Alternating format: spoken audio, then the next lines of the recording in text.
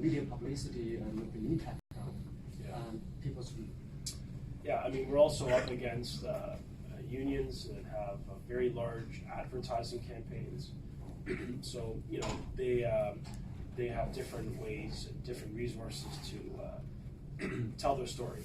But with that said, my obligation is to be present, to do as much of this as possible, to meet with the communities, mainstream, but also through language and ethnocultural media. We really believe that's vital. Vincent and I have done media before. He has, I have, we're going to continue to do it to get the key messages out, which there's three. The first is we're putting more money in education than any government under our progressive conservative government. Full stop. That's in the budget. It's indisputable, notwithstanding what they may assert. The second thing is we're making the case that kids should be in class and that we could have a respectful disagreement, but a child should not be the casualty of that disagreement. That's not a controversial statement. Apparently it is, but it shouldn't be. I thought that'd be a common sense position. And the third is that we're going to stand up to the teachers' unions to make the case that investment should go in students, not in compensation for objectively well-paid people. Those are three positions I think that the public, when they hear them, understands, and I think they appreciate that we're doing the work that we are, but I also think they just want all the parties to get their act together and to get a deal. And I agree. And that's why we were ready to negotiate last week. We stand ready. We're doing it today with the Catholic teachers.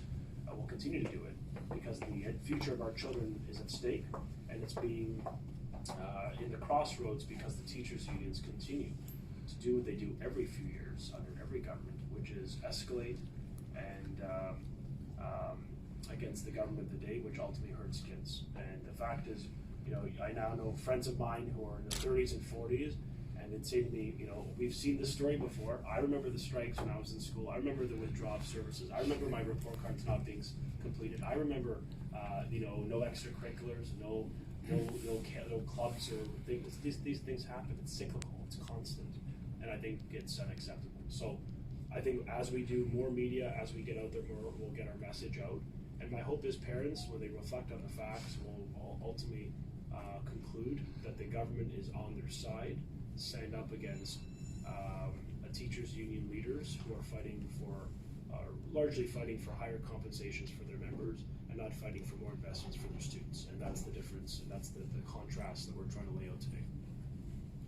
It's a good question, actually, and I want to thank you so much for Stephen to come to the media, especially the data in Chinese media, so they can directly take the information from you, so they can public, the people, the Chinese community can read it. But most of them, they only depend on the English media, and some of them, that's what he say, is mispresent, and some of them is not really accuracy.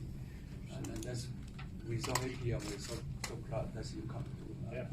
Thank you for facilitating it. Yeah. Any other question? Yeah.